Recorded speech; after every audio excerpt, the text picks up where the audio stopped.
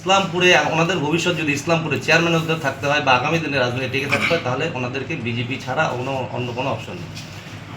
এবার উপায় সিদ্ধান্ত যেটা হয়েছে রাত্রে এবার গোপন সূত্রে আমাদের কাছে যেটা খবর আসছে, পার্টি ওনারা নিজে এবার 10 কোটি টাকা দিয়ে, ঠিক আছে, মাঝখানে মিডিলম্যানের মাধ্যমে রাজ্য স্তরের নেতাদের সাথে যোগাযোগ করে, যেটা আমাদের কাছে ইনফরমেশন, আমাদের কাছে গোপন সূত্রে খবর 10 কোটি টাকা ওনারা দেবেন। ওনাদের এখন আগে যেটা বলছিল, ওনারা দাবি করছিল, এবার ওনারা অনুরোধ রাখছে যে নেক্সট জেলা সভাপতি বিজেপির কানাইলাল ওনারা এটা দাবি করছে, এবং চেয়ারম্যানটা হয়তো উনি হোক বা ওনার পছন্দের কাউকে রাখতে হবে, কিন্তু ওনারা বিজেপিতে এই শর্তে আর কি, শর্তে মানে কি, মানে ওনারা টাকা দিয়ে 10 কোটি টাকার ডিলের মাধ্যমে ওনারা বিজেপিতে আসতে যাচ্ছে।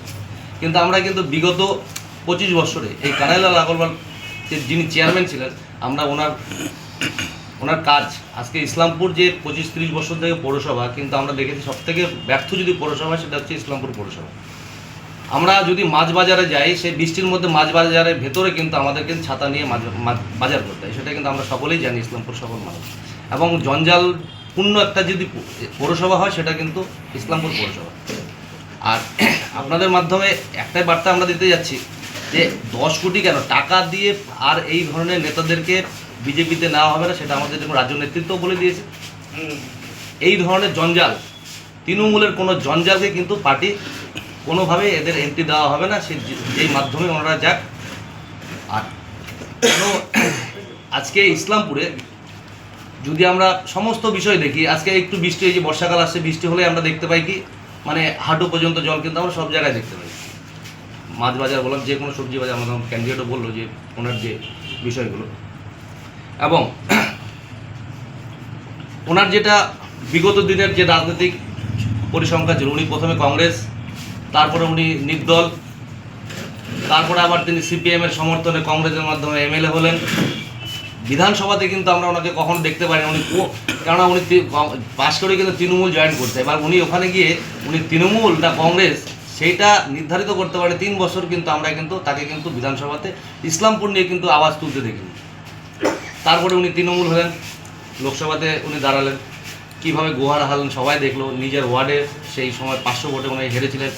এইবার যে এই বিধানসভাতে উনি নিজের ওয়ার্ডে 152 ভোটই উনি হেরেছেন, নিজের ওয়ার্ডে, যেখানে নিজের ওয়ার্ডে যার জনসমর্থন নেই, উনি কি করে আজকের দিন, আজকে 6 তারিখ, উনি কী করে উনি ইসলামপুর পৌরসভার চেয়ারম্যান আছেন, এটা কিন্তু আমি মনে করি এটা ওনার কাছে এর থেকে লজ্জার বিষয় হতে পারে না। আজকে ইসলামপুরে 12টি ওয়ার্ড কিন্তু বিজেপির দখলে।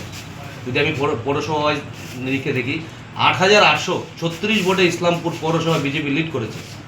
তো এই মুহূর্তে ওনাদের যে অভিসন্ধি, যে টাকার মাধ্যমে বিজেপিতে ঢুকবো, এটা তো কখনোই হবে না, বিজেপিতে এই ধরনের নোংরামো চলে না। এবং অতি সত্য আমি মনে করি ওনার এই মুহূর্তে রাজনীতি থেকে সন্ন্যাস নেওয়া উচিত, এবং সন্ন্যাস নিয়ে পৌরসভাটা উনি চেয়ারম্যান থেকে ইস্তফা দেওয়া উচিত, এবং ওনার উচিত এই ইসলামপুর পৌরসভা ভেঙে দেওয়া। কারণ যেখানে 12টা ওয়ার্ড, যেখানে আমার 17টা ওয়ার্ডের মধ্যে 12টা ওয়ার্ডই বিজেপি, যেখানে ব্যাপক 1500, 1200, 2000 পর্যন্ত ভোটে লিড, সেইখানে একটা পৌরসভা তৃণমূলের মাত্র 5টা ওয়ার্ড জিতে কী করে উনি সেখানকার চেয়ারম্যান থাকেন, এটা কিন্তু ইসলামপুরবাসীর কিন্তু প্রশ্ন, ইসলামপুরবাসীর প্রশ্ন আমরা আপনাদের মাধ্যমে তুলে ধরলাম। আরেকটা বিষয় আছে, বিগত দিনে আমরা দেখেছি যে যখন রাম মন্দির যেটা আমাদের শিলান্যাস হয়েছিলেন, উনি একটা বিশেষ সম্প্রদায়কে নিয়ে হাজার হাজার সংখ্যা নিয়ে কিন্তু ইসলামপুরের বুকে কিন্তু সেই রাম মন্দিরের বিরোধিতা করার জন্য নেমেছিলেন। যেদিন শিলান্যাস নরেন্দ্র মোদীজির হাত ধরে আমাদের উত্তরপ্রদেশে আমাদের যে অযোধ্যাতে অনুষ্ঠিত হয়েছিল শিলান্যাস, সেদিন উনি হাজার হাজার বিশেষ সম্প্রদায়কে লোক নিয়ে উনি নিজের নেতৃত্ব দিয়ে কিন্তু বিরোধিতা করেছিলেন। আমরা সিএতে কিন্তু আমরা দেখেছি ওনার কিন্তু অহিংস সেই আন্দোলন এই ইসলামপুরের বুকে বিশেষ সম্প্রদায়ের লোককে নিয়ে কিন্তু এই কানাইলাল আগরওয়াল করেছিল। আরও অনেক বিষয় যেটা আমরা ওনার নেতৃত্বে, আজকে ইসলামপুরে যত ক্রাইম, ক্রিমিনাল ওনার নেতৃত্বে, এগুলো সমস্ত ওনার প্রশ্রয়ে কিন্তু বেড়ে গেছে। আজকে ইসলামপুরের মধ্যে যিনি ইসলামপুরের তৎকালীন বিধায়ক করিম চৌধুরী নিজে বলেছেন এটা উনি একটা গুন্ডা, যে যাকে নিয়ে জাকিরকে উনি কিন্তু বলেছিলেন কিন্তু একটা গুন্ডা, সেই জাকিরকে নিয়ে আজকে টোটাল ইসলামপুর বিধানসভার মধ্যে যে সন্ত্রাস বিগত দিনে চালাতো, সেই ধরনের লোককে বিজেপিতে কখনো এন্ট্রি নেই, যেটা আমাদের রাজ্য নেতৃত্ব পরিষ্কার কেন্দ্রীয় নেতৃত্ব বলে দিয়েছে। সুতরাং এইসব লোককে পার্টিতে জায়গা হবে না। এখন একটাই জায়গা আছে ওনাদেরকে, হয়তো অবসর, রাজনৈতিক অবসর।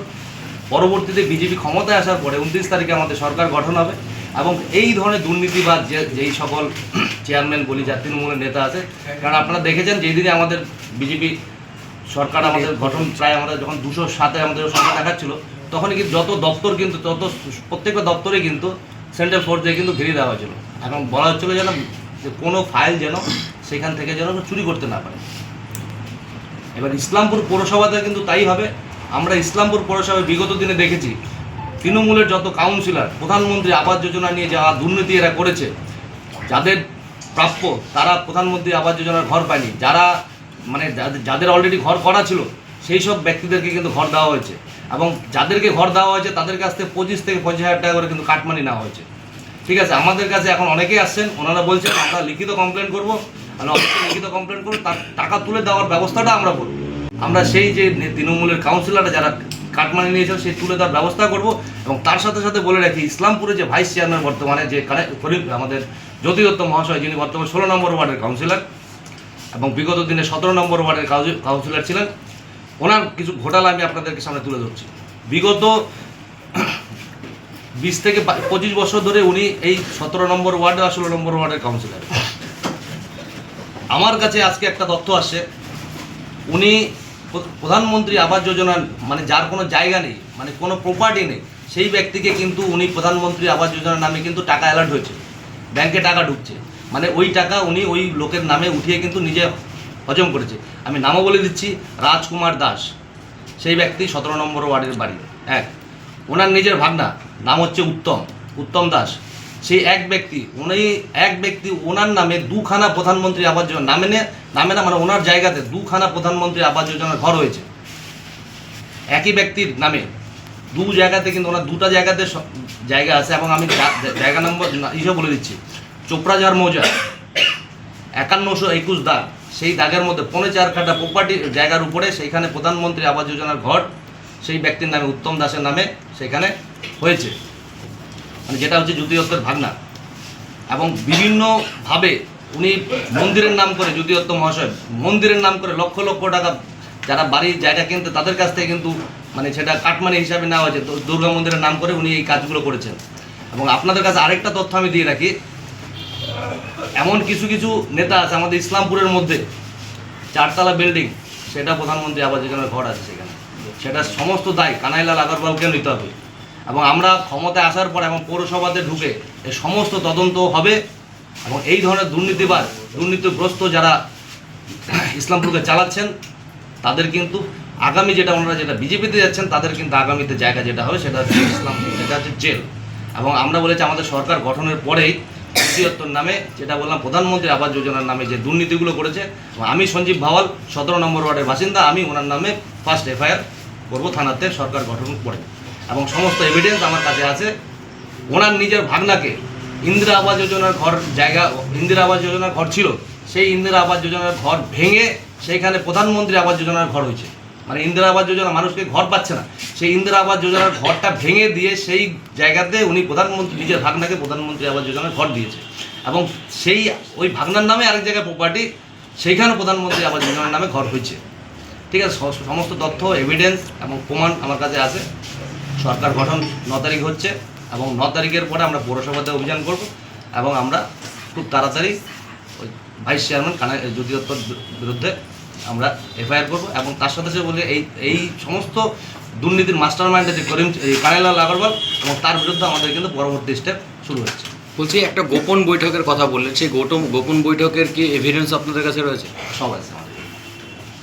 বলছি যে 27 অবধি তো পৌরসভার মেয়াদ রয়েছে, যদি ইস্তিফা না দেন, আপনারা ইস্তিফার দাবি তুললেন, আপনাদের কাউন্সিলর রয়েছে, অনাস্থার আনার কি আপনাদের কাছে শুনুন না, যা পশ্চিমবঙ্গের ইসলামপুরের শহরের যা ম্যান্ডেট আছে ওনার উচিত ইস্তফা দিয়ে দেওয়া, তারপর বাকিটা আমাদের দল সিদ্ধান্ত নেবে কী করবে। রাজ্য সরকার গঠন হবে, অনাস্থার কোনো বিষয় নেই। সরকার গঠন হওয়ার পরে যেটা রাজ্য থেকে আমাদের নির্দেশ যেটা আছে সেভাবে আমরা আগাবো। আপনারা কি আশঙ্কা করছেন যে কানাইলাল আগরওয়াল বিজেপির সঙ্গে যোগাযোগ করছে, বিজেপিতে প্রবেশ করার? আপনাকে তো ইনফরমেশন আমি বললাম যে ওনাদের গোপন বৈঠকে ওনারা চেষ্টা চালাচ্ছে, এবং সেটা একটা বড় অঙ্কের টাকা নিয়ে ওনারা এন্ট্রি করতে চাচ্ছে, যেটা আমাদের কাছে খবর আছে, সেটা আপনাদেরকে জানালাম। কার সঙ্গে যোগাযোগ করছে ওনারা আমাদের একজন মিডল ম্যানের মাধ্যমে ওনারা রাজ্য নেতৃত্বের সাথে যোগাযোগ করছে। বলছি যে পৌর বোর্ডের কথা বললেন, কিন্তু পৌর বোর্ডে দেখা যাচ্ছে যে এবার বিধানসভা নির্বাচনের আপনি ফলাফল নিয়ে কথা বললেন, কিন্তু পৌর বোর্ডে দেখা যাচ্ছে যে যেই ভোটের নিরিখে বা যে কাউন্সিলরদের জিতের নিরিখে পৌরসভা গঠন হয়েছে তৃণমূলে, সেক্ষেত্রে তো ওয়ার্ডগুলিতে তৃণমূলই জিতে রয়েছে আর কি। আমি এইবারে বিধানসভা নির্বাচনের যে রেজাল্ট হিসেবে নিরিখে আমি বললাম যে মানুষের যদি ওনাদের প্রতি আস্থা থাকতো তাহলে ওনারা কিন্তু নিজের কানাইলাল আগরওয়াল নিজের ওয়ার্ডে হাঁটছেন না। মানুষ ওনাদের প্রতি বিদ্যুৎ হয়ে আছে। এমন যেমন যিনি এমএলএ ক্যান্ডিডেট টিএমসির, যিনি নিজের ওয়ার্ডে হেরে আছে, তার মানে পশ্চিম ইসলামপুরের মানুষ কিন্তু ওনাদেরকে চাইছে না। পৌরসভা থেকেও যাচ্ছে না। 17টা যেখানে 17টা ওয়ার্ডের মধ্যে 12টা ওয়ার্ডই যেখানে 1200 থেকে 800, 700, 1500, 2000 পর্যন্ত কিন্তু বিজেপি লিড করেছে। তো ওনার নৈতিক দায়িত্ব হিসাবে ইসলামপুর মানুষ যেহেতু ওনার এগেনস্টে ম্যান্ডেট দেওয়া হয়েছে ইসলামপুর টাউনে, সেই ক্ষেত্রে ওনার অবশ্যই চেয়ারম্যান পদ থেকে ওনার রিজাইন করা উচিত বলে আমি মনে করি। যেখানে ভবানীপুরে শোচনীয় হার হেরে গিয়েও মমতা বন্দ্যোপাধ্যায় তার হার মানতে রাজি নয়, তিনি ইস্তফা দিচ্ছেন না, এদিকে নতুন সরকার গঠনের প্রস্তুতি শুরু হয়ে গিয়েছে, সেখানে আপনি কিভাবে ভাবছেন যে এই পরিসংখ্যানের নিরিখে এই কানাইলাল আগরওয়াল ইস্তফা দিবেন? না, ওটাই বলছি গ্রাউন্ডে ভাবছেন? না, আমি ওটাই বলছি যে আজকে যেভাবে ইসলামপুর শহরে মানুষ বিজেপিকে সমর্থন করেছে, আর এটা কিন্তু এমনি হয়নি। কিন্তু আজকে ইসলামপুর পৌরসভা কানাইলাল আগরওয়াল চালাচ্ছে, আমরা দেখতে পাচ্ছি। একটা বললাম যে মাছ বাজারে ছাতা নিয়ে মাছ বাজার করতে হচ্ছে। একটা রাস্তা একটু বৃষ্টি হলে রাস্তা দিয়ে হাঁটা যাচ্ছে না, রাস্তা একটু বেশি বৃষ্টি হলে কিন্তু যত নর্দমার যত নোংরা রাস্তা পারাতে হচ্ছে। শুধু এর মতো অবস্থা, তার মানে ওনার এগেনস্টে এগুলো ভোট হচ্ছে। আর বাকি যেটা বলছেন উনি বিধানসভাতে জিতেছেন, হ্যাঁ জিতেছেন, সেটাও বিশেষ সম্প্রদায় একটা, মানে এখানেও তাদের কাছে না শিক্ষা না চাকরি না তাদের কাছে কোনো বিষয় ছিল। তাদের একটা আপনার পোলারাইজ হয়েছে, একটা ওনারা একটা ধর্মীয় করেছে, ওটা রাজনীতি করেছে। বলছিলাম দাদা, একসময় আপনাদের যে লোকসভার এমপি রয়েছে তিনি ইসলামপুরে সুইমিং পুল থেকে অন্যান্য বিভিন্ন রকম কেন্দ্রীয় স্তরের প্রকল্প এখানে করার চেষ্টা করেছিলেন, কিন্তু বারবার তিনি অভিযোগ করেছিলেন যে ইসলামপুরের থেকে তিনি এনওসি কিংবা জায়গার কোনো বিষয় পাচ্ছেন না। আপনারা আসছেন, ইসলামপুরের যানজটেরও একটা বড় সমস্যা রয়েছে, সেগুলি কি কোনোভাবে সমাধান করবেন? আপনারা কি প্রতিশ্রুতি দিবেন? শুনুন, যেহেতু এতদিন তৃণমূল গভর্নমেন্টে ছিল, পৌরসভা তৃণমূলের আন্ডারে ছিল, এতদিন আমরা করে উঠতে পারিনি। সেরকম শুধু আমাদের এমপির কথা বলছি না, শুধু আমাদের এর আগে যে আমাদের দেবশ্রী চৌধুরী যিনি ছিলেন, ওনার প্রকল্পের মোটামুটি 50 লক্ষ টাকার কাজ কিন্তু পৌরসভা কিন্তু এনওসি দেয়নি।